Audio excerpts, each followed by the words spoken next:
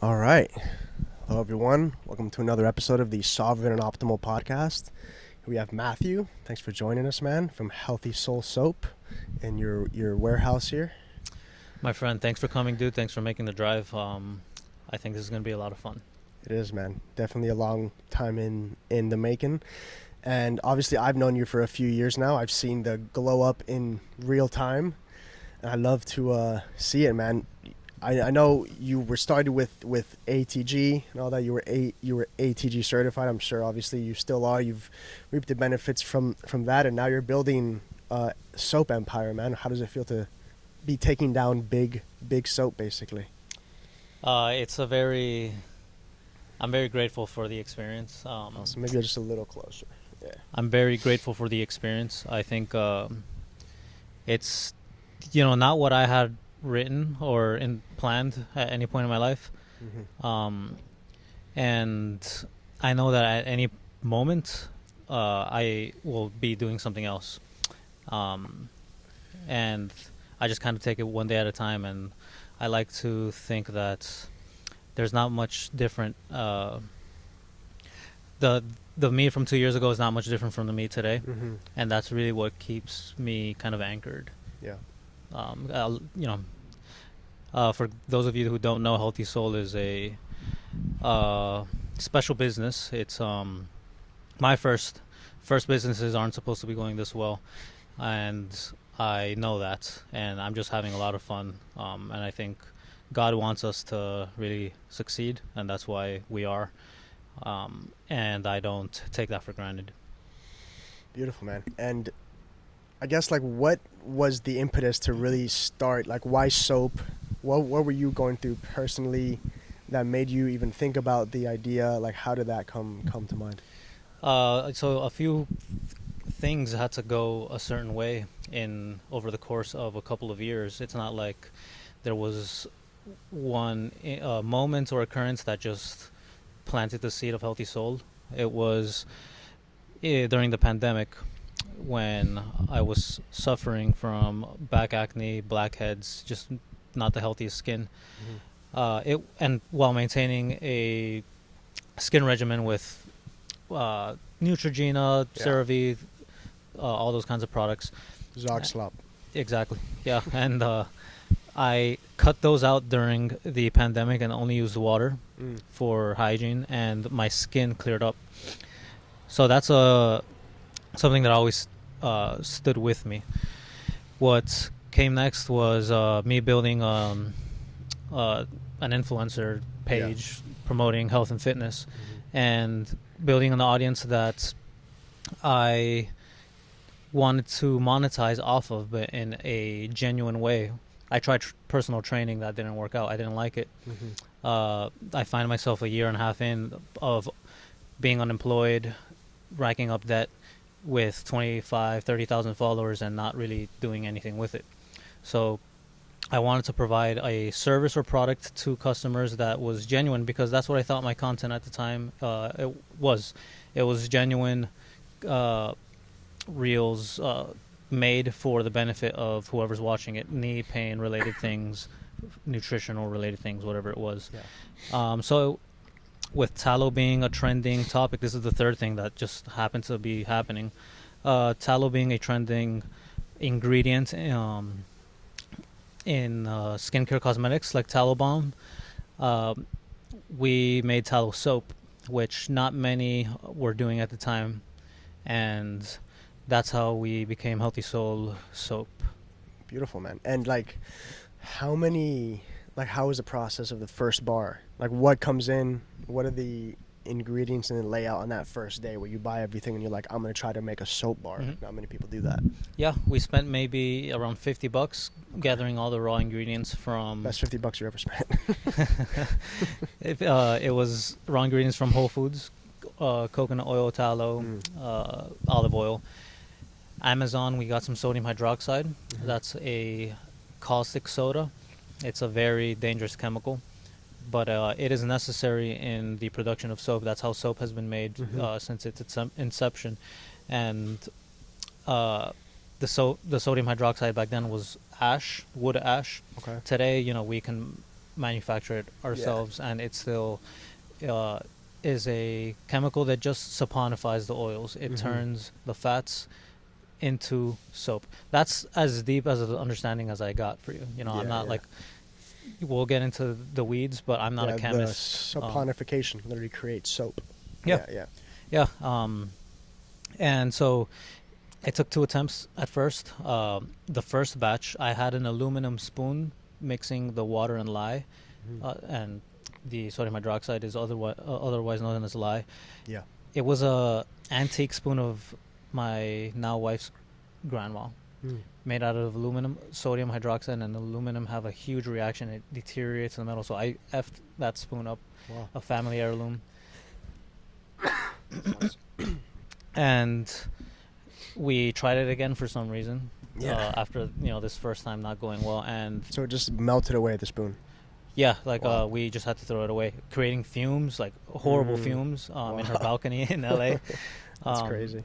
So the second time, it took 20 minutes of just pure tricep extension with with the blender, and I was 5 minutes away from giving up. I remember sitting there, because it's 15 minutes. They actually kind of go by quick when you're just doing something repetitive. And I was in my thoughts for those 15 minutes, just thinking about my position, like what is going to happen. Like, maybe just I feel like a little closer, bro. Yeah, right there. Yeah. And I was 5 minutes away from just calling it a day until it reached saponification trace, which is when the lye and the oils are fully incorporated and you have soap. And that was I forgot where I was going with this. You were the about first to give batch. up? You were 5 minutes away? Yeah. But I mean, in hindsight, it's more of a big deal. Back then, I didn't make it a big deal. I'm like, oh, okay, we did it. Yeah. But I'm glad that, because there's been even harder situations that I've come across, and I never even thought about giving up. Yeah. Like back then, with this little first step, the initial breaking the ice was the easiest thing that I could have been doing, but I found it so hard back then. Okay. And then from there, obviously, you realize the product works. It's the ingredients are clean, and now you're building an actual business. What was like one of the first problems you encountered with on the business side of things? That obviously the intentions are there, pure with the holistic side of things, but now you're a business owner. What does that look like on some of the first obstacles? Well, for nearly a year, it felt like just a little side thing. Yeah. It was cool seeing the numbers come in. If it was a $20 sale in a day, that was thrilling. Yeah. And a $200 month, I was like, wow, look at us. But the first problems, really, I would say, are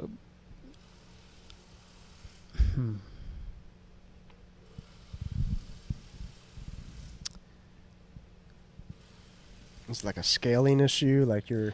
No, dude, I guess it was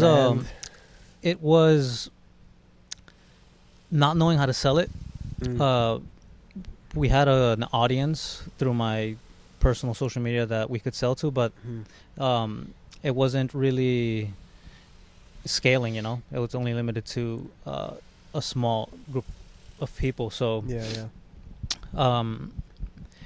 with trying to figure out how to sell it, weeks go by and months. So it's kind of like the marketing to it to people and just getting it in front of like the brand awareness type of situation. Yes. Like just getting it in front of more eyes. Yes. And it was very reliant on my personal brand. The thing is, I was kind of like, as months pass by and you really kind of don't see anything progress, like of the needle moving. Yeah. I think that's really the first obstacle, is just kind of really going for it. Digging your heels in a bit. Yeah. And just sticking through like the tough part of it, which, it's just months of stagnant sales, and you don't know if it's going to grow or not. And you're putting so much time into it. You're making a piece of content that takes a lot of time, and no one likes it. No one sees it. Yeah. it sucks that no one The sees algorithm just shits on it. it. Well, for good reason though, because Yeah. the content back then sucks compared to the one Mm-hmm. we put out now. Yeah. And just a side thought, because I've been seeing a lot of, obviously, with RFK getting in a Secretary of Health, there's a lot of people that are switching to tallow, like big names, but then I see problems with, I guess, not only the sourcing of the tallow, but I guess there's like tiers of quality tallow. There's like suet, and like what's the difference between these types of tallows? I know that's kind of backtracking, but I just came to suet mind. tallow is the fat that is rendered from the kidneys of the cow. So there's fat that's around the kidneys, and that tallow is much more quote unquote pure, whatever like that really means. Yeah. But That's the good stuff. yes, that's the more high end tallow. And then there is muscle tallow that can really have a range of quality. Suet, it's consistently going to be the best you can get. Tallow, it will depend from if the cows were grass fed and finished. If it's trimmings from like just leaner areas of the cow, It's just cheaper. That's where they're able to make more money, not giving you quality stuff and not telling you. Yes. Yeah. And then another factor is the rendering, how many times it's rendered, if it's hot or cold rendered. Okay, true. Wet or dry rendered, etc. Okay. We use a mixture of suet and grass-finished tallow that's been filtered 3 times. And we work with All USA Farms. Cool. And it's just a couple different distributors and some farms. Sorry, it's a mix of distributors and farms. And that's all local, pretty much. It's in the USA. Yeah, in the USA. Cool. Not local to my area. Okay. And just to kind of jump back, I know we were talking earlier, and I was like, save it for the podcast when it comes to like risks. Like obviously you're seeing stagnant sales for these couple months, few months maybe. Where do these risks come in, and why do you take them? And what's the importance? Like, you obviously wouldn't be where you are if it wouldn't have been for those risks that a lot of people would have shied away from. Like, what's the foundational mindset that makes you be like, you know what? I believe in this. I'm doing it for a reason. It might not show now, but I'm going to take this risk and this step, and it'll pay out. There's a little pride that goes into it. I think as the times in my life where I really progressed were in moments of shame or just knowing that I could do more. Yeah. So just natural risks that you take in everyday life, I think, kind of shape you up for business risks, and vice versa as well, definitely. And it's a sense of trying to prove people wrong, that kind of also makes me want to take it and then stay on it till the very end when I accomplish what it is. You still find yourself going through that now at this stage? It's constant risk taking. Like, I'm sure it's just bigger and bigger stages. So the problems, the decisions you have to make scale as well, as you grow bigger. And we took a really big one. I mean, we're going into a 5-time. Our current warehouse is 2,000 square feet. This next one is 10,000. And how long ago did you get the 2,000? We got this one here. Yeah, so today we're in February of 2025. We first moved in May of 2024. Wow, that's crazy. Yeah. From that $50 little homemade dissolving of the spoon to 10,000 square foot warehouse. And I mean, I knew like pretty early on that it was going to be special after this period of stagnation. But we're taking a big risk, 5 times the size of our current warehouse. We will have to rent both warehouses because we're moving kind of slowly. Okay. So that's a lot of overhead. Money. Overhead.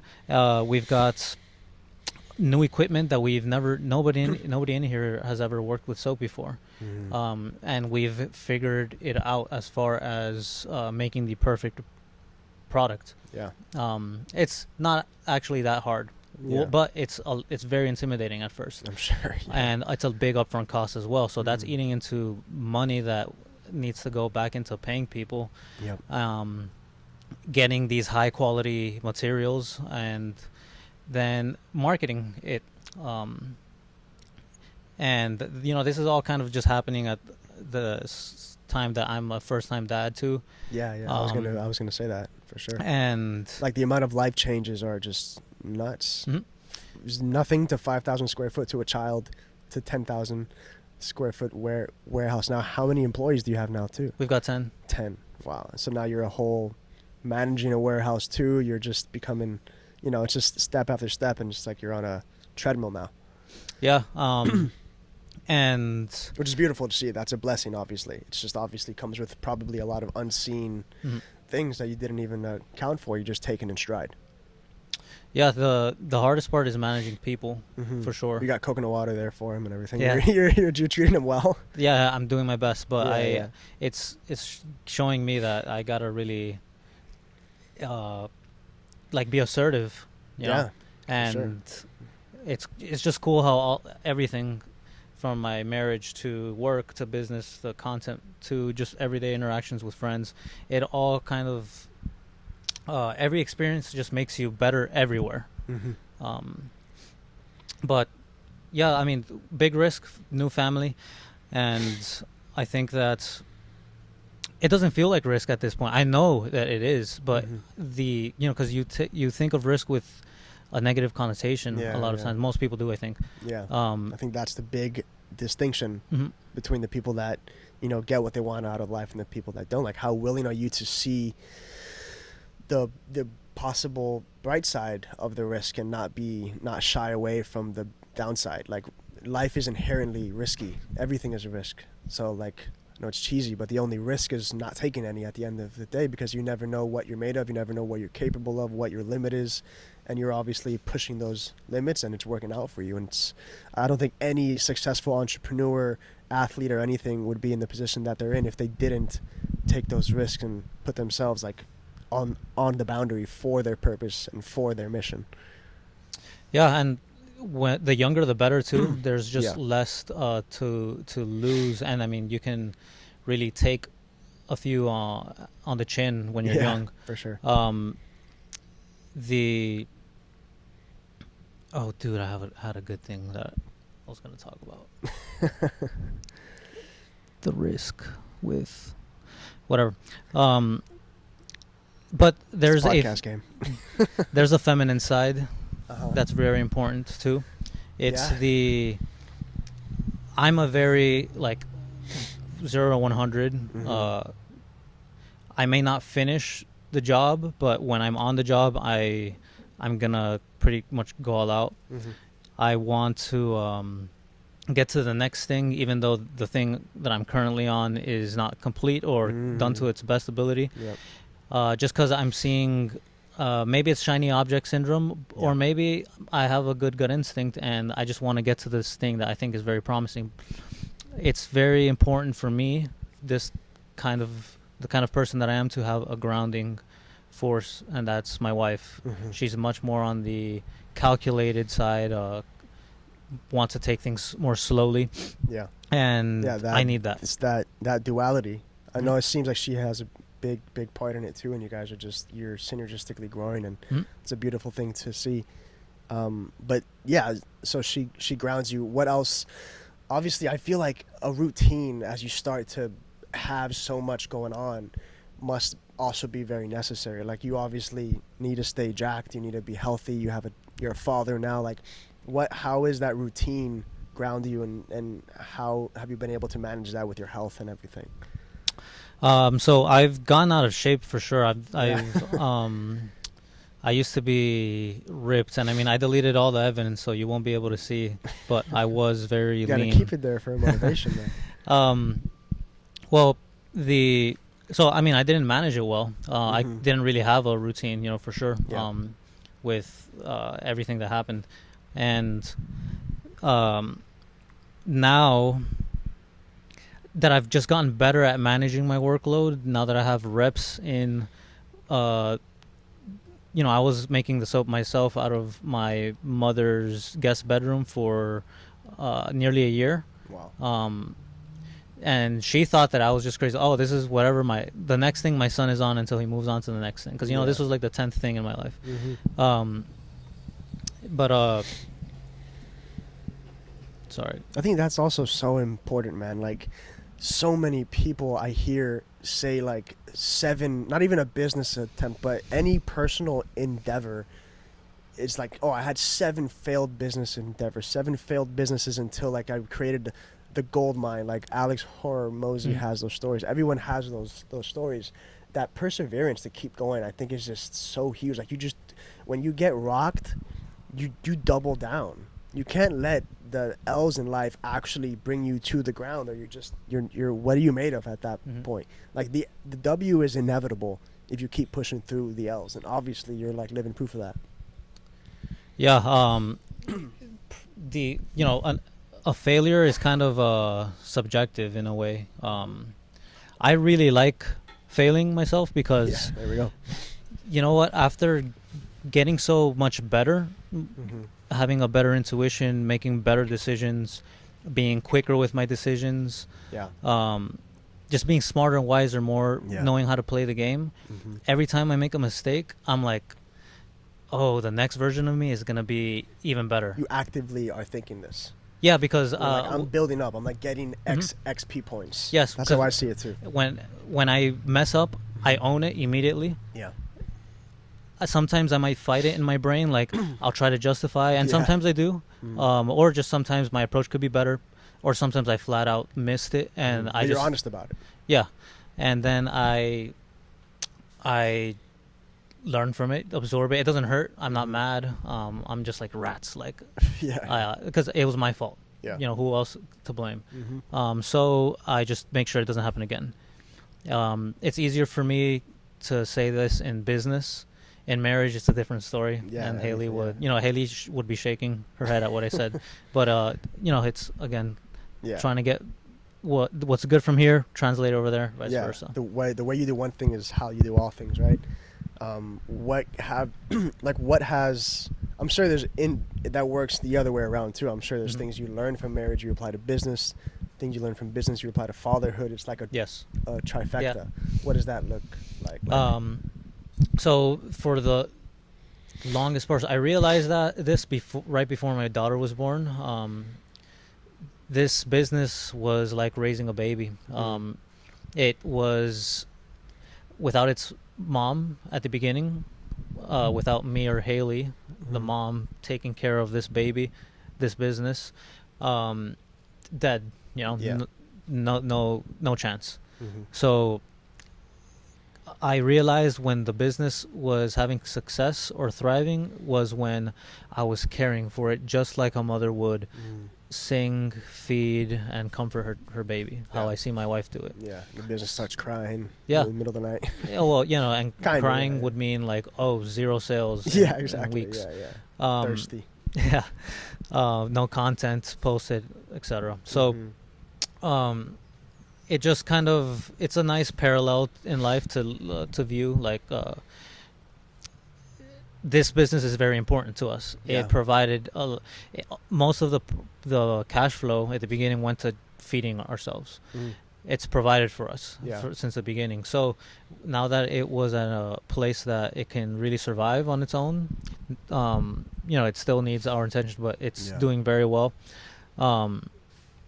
It's like it allowed us the best position in life to have this child of ours, and we just know with the same care and hard work that we give to the baby that it's going to produce a fruitful, generous, honest work. Yeah, it's like some people say you gotta own a dog before you have a baby. You have a successful business before you own a baby. Like, you're able to kind of apply those same that's lessons. interesting.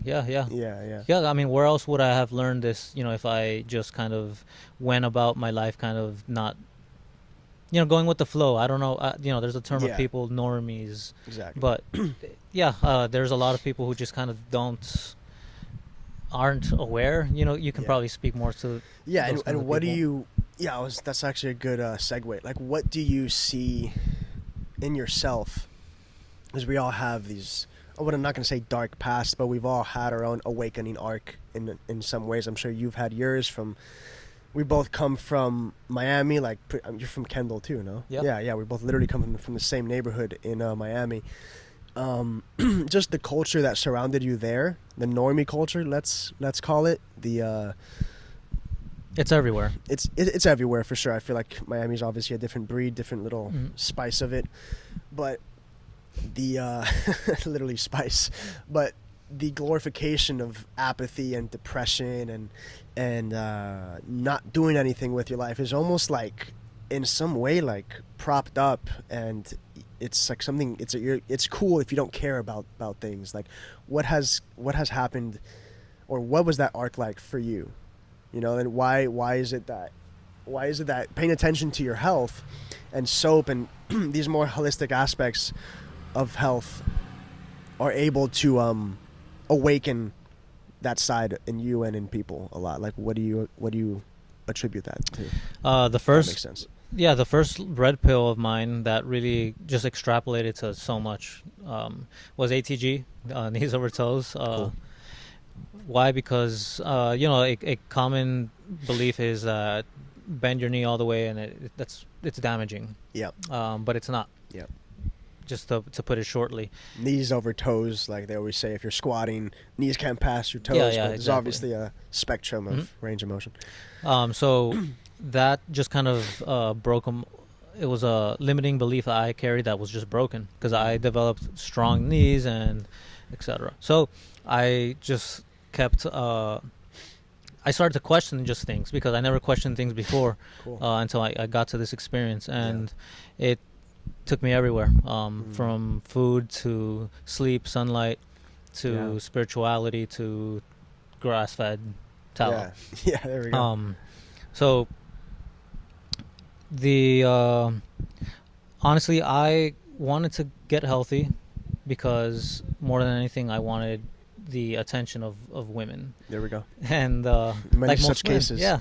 And before that, I feel like I was in many relationships that I was just unhappy with. I was just in for the comfort, and I would always get out of shape, and I'd break up with them at a point when I realized, hey, this is not me. Like, or this sucks. I don't want to feel this way. Yeah. Let me.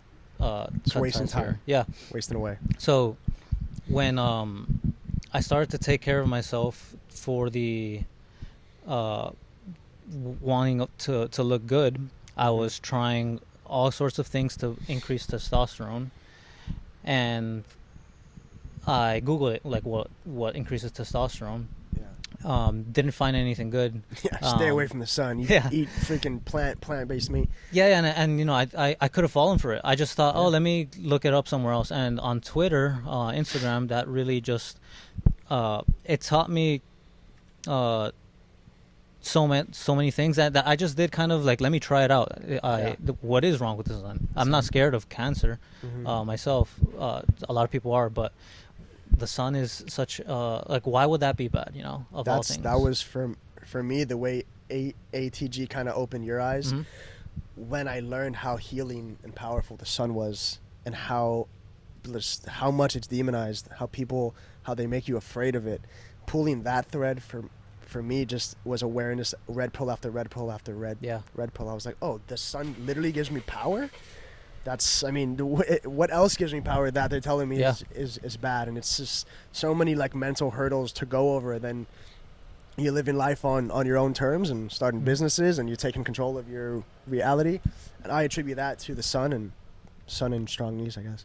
Yeah, and you know what? I think Tallow Soap, our brand, is a red pill. I think it has. I haven't heard many stories, but I'm sure it already has been a red pill for people. For sure. And it is in the way that when I had bad acne, I was afraid to take my shirt off at the beach. Yeah. I was embarrassed by it. Exactly. And I remember when my skin was clearing up, thinking that this was a miracle. Like, yeah, I mean, you have great skin, bro. Thanks. Yeah, this is an insecurity of mine that just when you take that weight off of you, it's so liberating and you feel so good. So for this soap to be able to provide that experience for someone, because I just remember how I felt. Wow, this soap um, cleared my acne, cleared my baby's eczema. Yeah. Let me see. They're gonna, share it with everybody, but they're also Yeah. gonna check us out, and then we are a gateway to a number of other people who are doing amazing things, Exactly. providing glyphosate-free raw There we honey. go. Yeah. Not like sugared stuff that's Yeah, fake in the grocery exactly. store. So, um, that's how I kind of, I don't like calling people normies because Yeah, we all have a degree of it. for sure. I think so. It's just It's just there. the unawakened, Yeah, and somewhat. it could be as simple as trying honey or using Yeah. towel soap that just really helps people break through things and just achieve a happier, healthier, Mhm. better life. Exactly. Like the whole phrase, you shouldn't put anything on your body that you couldn't put in your mouth. That to me just makes sense because you go to Target, you go to CVS, you see these products that, like the classic micro bead face soap with it's literally plastic in a plastic bottle. People are scrubbing their face with microplastics, and then you realize like I would die if I ate this. Mhm. So it's like you obviously should not be putting this on your skin when your skin is hyper absorbent, largest organ in your body. It's a form of ingesting it's a nutrient absorption. Mhm. So why would you put that on your skin? Just that alone, I'm sure your product has opened many people's eyes. And it says on the back what fine dining for your skin, right? Which it really is. Yeah, I think it's a strong angle because your gut is a lot like your skin, and it's an easy kind of distinction for people. Your Yeah. gut absorbs and eats, so Mhm. does your skin in the same exact way. Exactly. Um, Hypersensitive too. The gut is like can be off balance really easily, just like the skin Yeah. can. It reacts very very well, very very badly to whatever you put on Yeah. it. Like my little brother is getting he's gonna be watching this, but he's getting like not acne, but he's getting like some type of face things. He's like 16 or he's 17 now, and I always try to tell him because he gets all these products with the microplastics, and I'm like, dude, that's just not in the long run. That's not doing it for you. But the packaging is like instant relief, redness away now. Like that's just how they get you. The same thing with food products. You go to the food aisles and they're all really bright colors to kind of activate that limbic system in your DNA to want to get it. They do the same thing with every product, all the marketing. So you just kind of got to go more towards what have people been using for thousands of years. Get away from the marketing, the profit margins that these huge corporate structures are just trying to leverage. And I think you guys are doing that well, man. I think a lot of brands in the space on Twitter and Instagram are really making waves. Obviously, I mean, RFK now, like it's obviously working, and you guys are playing a role in that. So that's really cool. yeah. The something that you mentioned there was pricing. This soap can be made for much cheaper Yeah. than what it currently is. It's $12 a bar, Mm-hmm. and I always think of my grandma. Like she would never buy a $12 bar soap. She's a Latina Peruvian grandmother, just old school. Like she would have a heart attack buying a $12 bar soap. But I want this soap to be $2, and Yeah. there's a way to make it happen. And Mm-hmm. I think with the whole movement, the Maha movement, with Mhm. RFK, with a very productive cabinet and Mhm. first month, Yeah. yeah, we are in a very special position. And I mean, that's why I feel like God wants us to succeed, because Yeah. I think we can do a lot of good, especially in the next couple of years. Yeah. To just because there's so much going for us, Yeah. us, not just us, but you and me and the country, the rest of the country. Mhm. I think we can all relate to wanting the best for ourselves, our family, and our children, no matter what side of the coin you're on. Very true. And I just want to help everyone. Yeah. Yeah, man. And it seems like, you guys are super unapologetic and honest and transparent about like where you stand on issues and, your faith in God and these types of things. And I think there's nothing but strength when it comes to a brand like digging their heels in and putting their values on display. If people align with it, if you don't want to buy soap because you don't align with somebody's politics, that's your own problem. But I feel like there's nothing but strength in that. So I definitely commend you on that. And yeah, I think the movement is just heading in the right direction, man. So you want to eventually make these bars as affordable as possible. Yeah. It's just for that same grandma example. I want everyone to have this soap. Yeah. Price not being a factor. And we're a very generous company. Mm-hmm. We have an infinity guarantee. If you liked the product and you purchased it a year ago and you want your refund, we'll give it to you. Just give us an order number Yeah. and ask. Crazy. And the philosophy behind that is there's just more coming to us. We can definitely, if for any reason, we got you. Like there's no losing when shopping with us. Yeah. And that has gotten us far. That very generous mindset, I think, as business owners go, I think I'm very unorthodox in the way I do things, from content to discounts to just the solutions behind the scenes of figuring things out. And why not be? It is our first business. Again, there are calculated, well thought out decisions made now. Yeah. But if there's something fun to try out, like I want to do it. Like I think we're covered. I think we're riding on the fact that we just really want to help people. Yeah. And you said there, like, it's coming back to you. Like, there's obviously this abundance mindset that comes with that, right? Like, you're not trying to scrounge every penny and save. You're kind of just having this more of a give and let live, like that go-giver mentality. Has that always been your disposition about things? For as long as I can remember, yeah, maybe since after high school, I always was kind of I always knew that I was going to be fine, or that I was going to get what I wanted, which was a family and be successful. I don't know why. And this was before ATG, before tallow soap.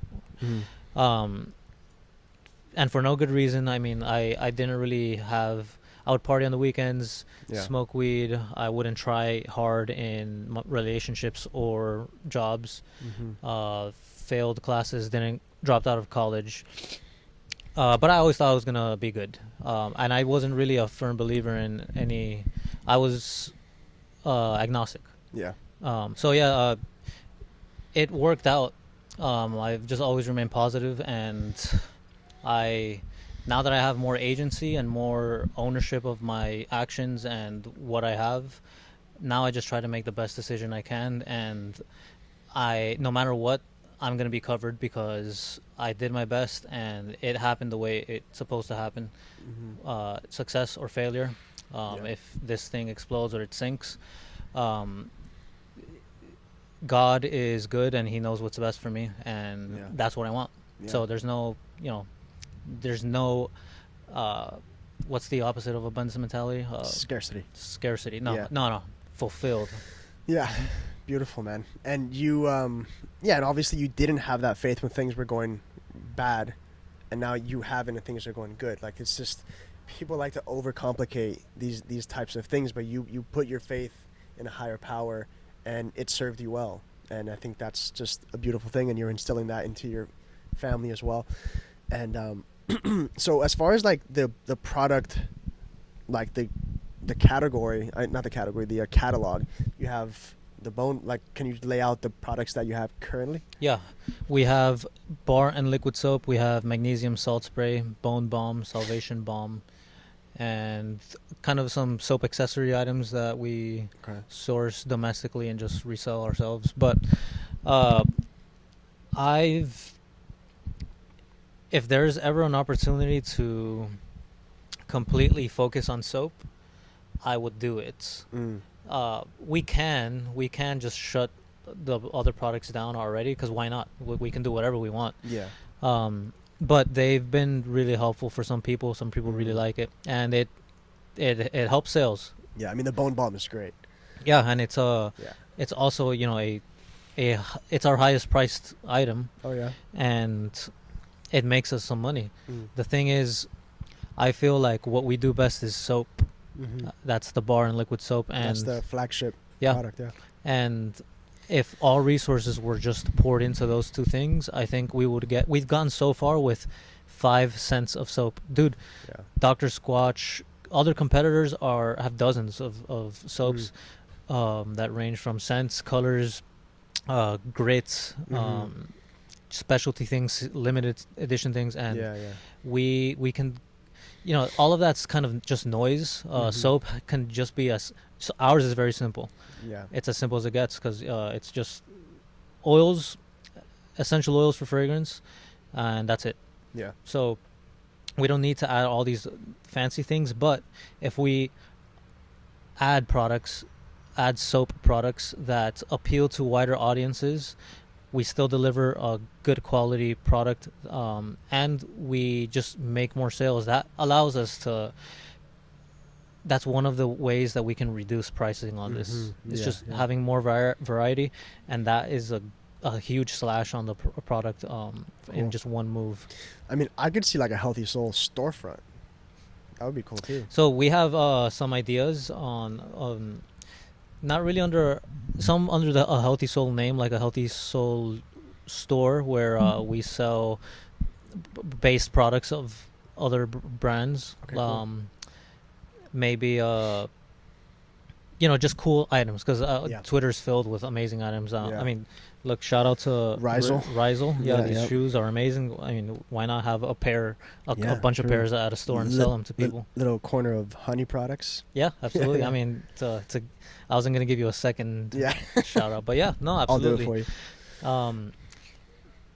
But I think me and Haley, me particularly, I want to be more than just Healthysol personally. I want Healthysol to be bigger than me and be its own thing, but if I have to manage it and be the head, I'll do it for as long as it's required of me. Yeah. But I am into other things as well, and it would be cool with under the business, the LLC of Healthysol, that we can just own some assets that we feel are aligned with our values and are a net positive on whatever community it is that we want to put it in, like a cafe. How does that sound? All organic ingredients, the same standards we have in Healthysol soap in the cafe, all organic ingredients. Tell us, under an umbrella, big, huge, like like we just umbrella. own a based cafe, let's call it. Or it could be a wellness kind of area, like a a sauna, massage kind of thing. Wellness lounge. Cool. So I think that's where I prefer going. Awesome. So does that mean like you're not opposed to like exiting Healthysol at one point, just with some oversight on it? Dude, we thought that Siete deal was amazing, dude. Like how I felt so happy for that. Go closer with this sound. I felt so happy for that family, because 1.2 billion is no joke. That's crazy. And what would that provide, me and Haley with? That would do so much, but it's also very scary, because I've seen how money has tried to change me in a way, and it's made me do some bad, dumb decisions already, and it's a very dangerous thing that I don't really try to think about too often. Yeah, probably want to keep those private, right? Those but bad decisions. But yeah, I mean, money, that's what it is. It could be a double-edged sword, but it's a representative of the energy that you put into your brand, and you've put literal energy into the soap, and the soap gave you energy in form of opportunity, in form of sustenance for your family. So money is really like what you make of it. People say it's the root of all evil, but you can say it's the root of all good, and now it's the root of all good, and you can do things to help the communities. Like you said, you want to create these other assets that would be nothing but a net positive for everyone involved. And I think your transparency on being open to a fat exit like that is huge, because so many people talked bad about Siete and doing that. Like, why would you sell out? It's like, man, I'm sure there's some type of clause you could agree where the ingredients are going to stay the same, everything's good, but you just kind of hand it off, and now you're building a true legacy with your family, with this money that you've earned from the ground up, and people are just going to shout at it from afar. So I think that's really cool of you to admit admit and say. Yeah, that's. I'm glad you bring that up because I remember reading the news on Twitter, Yeah. and then the noise around it was all negative. I'm thinking, no way. Yeah, just people just made $1 billion and they have seed oil free chips. And What it's are you like, talking dude, you do not know what we are going through, and what it's been, what's been required of us. And we're not tired. We're gonna keep going. about? Yeah, I mean, But, you're still exactly. no, You're- we're- like you we're- said, you we're just so got this small. warehouse like Yeah. 7 months ago. But this can take decades. Yeah, you know? exactly. Yeah, So no, that's. I think people should just leave them to be. Whoever, like me, Siete, and everybody else. Like it's not selling out, dude. Like it's. I will say this. If there is ever an exit, and as far as clauses and all that goes, something that I don't know how you would work this in to some sort of exit or deal. The Healthysol needs to be generous and charitable and maybe even philanthropist. Like it needs to do more than just provide soap. yeah. And whether that's sponsorships or contributions or other avenues, this I can't just hand it. God gave it to me, and if at the end it's time for me to hand it off, it's going to the person that God wants it to go to, and that Exactly. will be a very generous, charitable person that can just reach even more people than we can. Yeah, exactly. And the people who have faith in you and faith in the brand should have faith in whatever choices you do with it, And there's no doubt in my mind you'll have that $1 billion exit. But yeah, man, it's a beautiful path you're walking on, brother, and I appreciate you doing this, opening your space to the Sovereign and Optimal show, bro. And God bless, man. The SNO, that was fun, man. Let's have some dinner. Yes, sir. Let's do it. All right.